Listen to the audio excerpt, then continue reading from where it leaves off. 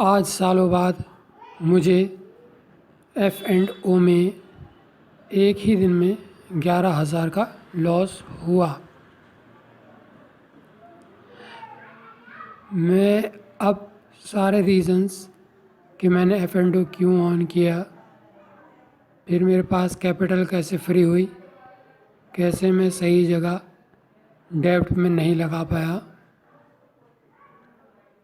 और अब मुझे क्या करना चाहिए, कैसे कंट्रोल करना चाहिए, मैं अब इस पे गौर करूँगा और एफ एंड ओ को मैं बंद कर दूँगा। मैंने 2 कॉल ली और दोनों कॉलों को एंड में 3 बजे के करीब कवर कर दिया। 11,000 रुपये का लॉस हुआ। कई लोग ये करते कि मान लो कॉल अक्टूबर एक्सपायरी की थी, उसको बेच के नवंबर एक्सपायरी की कॉल ख़रीद लेते, यानी कि वो अकल लड़ा दें। लेकिन रूल ये नहीं है। रूल ये है कि अगर आप जुआ इंट्राडे के लिए खेलना है तो इंट्राडे में ही उसे कवर कर दें, उसको आगे नहीं बढ़ाएं। क्योंकि जब आप इंट्राडे में गलत हो तो फिर अगले 1 महीने में भी गलत हो सकते हो।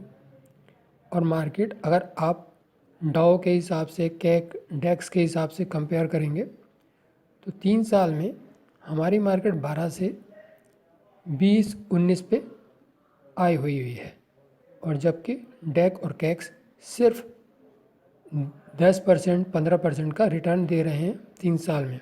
यानी कि हमारी मार्केट ज़्यादा ऊंची उठी है। हमारी मार्केट ऊंची उठने का सिमिलैरिटी आप इससे देख सकते हो, अडानी पावर कैसे खड़ाखड़ ऊपर खींचते हुए ले गया अपने शेयर को।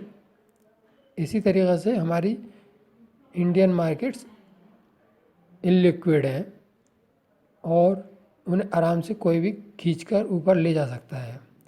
और जिस दिन भी ये इसको नीचे लेकर आने शुरू करेंगे तो ये दोबारा 15,700 पे मिलेगी।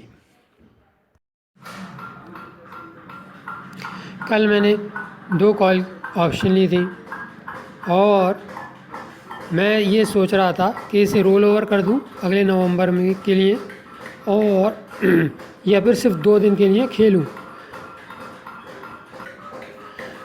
अगर मान लो इसको मैं 2 दिन के लिए खेलता तो 19,100 आज भी मैं फॉरवर्ड करता है। लेकिन मैंने कल दोपहर में ही छोड़ो बस दिमाग लौट, मतलब ऊपर वाले ने दिमाग में डाल दिया, ये समझ लो।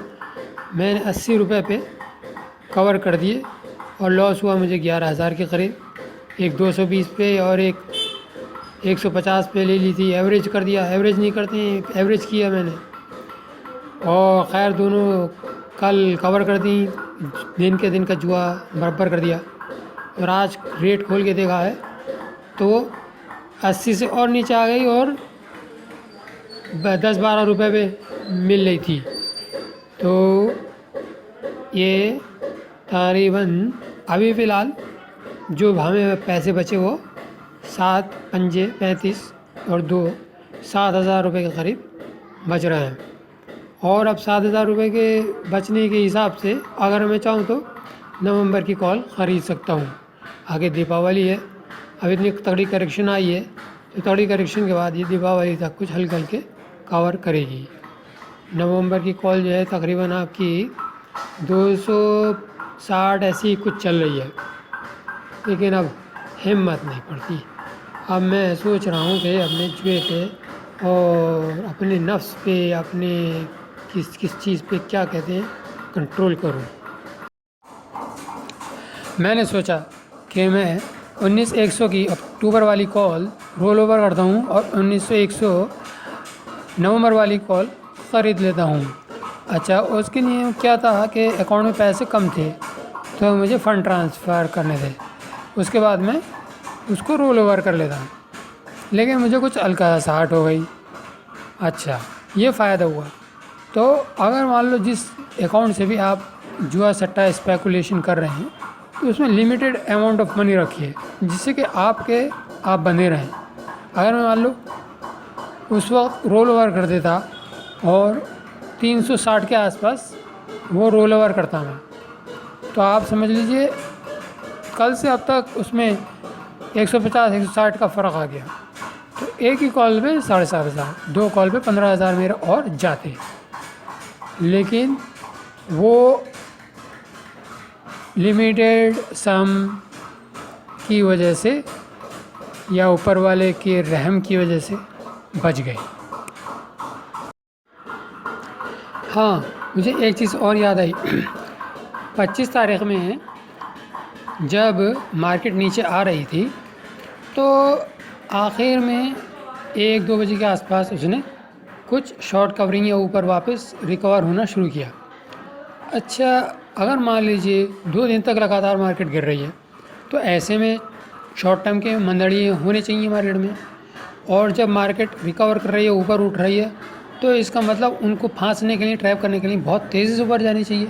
लेकिन 1-2 बजे के बाद भी मार्केट ऊपर बहुत तेज़ी से नहीं उठ पा रही थी, बहुत हल्के हल्के मद्दी चल रही थी। तो उससे इंडिकेशन ये आया कि ये जो बुल्स हैं वो किसी को भी फांसना नहीं चाह रहे हैं, बस उन्होंने थोड़ी देर के लिए रोक दिया है, पॉज कर दिया है। तो ये देख के और ये कंक्लूज़न निकला, इन्फेरेंस निकला कि अभी कल भी मार्केट गिर जाएगी।